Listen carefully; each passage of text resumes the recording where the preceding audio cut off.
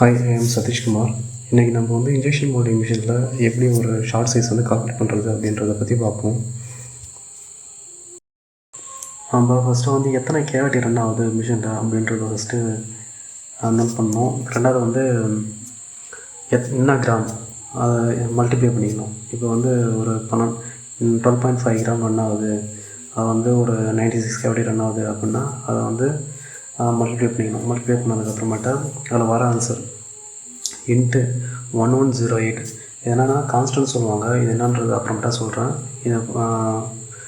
இதுலேயும் மல்டிப்ளை பண்ணிக்கிங்க. அதை கூட வர ஆன்சர் கூட இதை மல்டிப்ளை பண்ணிங்க. ரெண்டாவது வந்து டிவைட் பை அந்த மிஷினோட ஸ்க்ரூ டயாமீட்டர், எவ்வளோ ஸ்க்ரூ டயாமீட்டர் அப்படின்றத போட்டுங்க. அதை வந்து ஸ்கொயர் பண்ணிக்கணும்.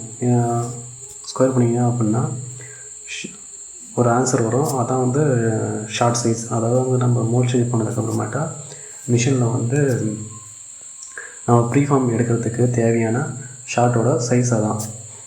அந்த மெட்டீரியல் வந்து இருந்தால் போதுமானது. நம்மளோட இன்ஜெக்ஷன் மோல்டிங் மிஷினில் நம்மளோட அந்த 96 கேவிட்டியும் வந்து ஃபில் ஆகி கரெக்டான ப்ரீஃபார்ம் வந்து வர்றதுக்கு. ப்ளஸ் வந்து நம்ம வந்து குஷன் வந்து சேர்த்துக்கணும். ஒரு 5 to 7 mm, அது 30% சொல்லுவாங்க. இது அதுக்கப்புறம் என்னன்றது சொல்கிறேன்.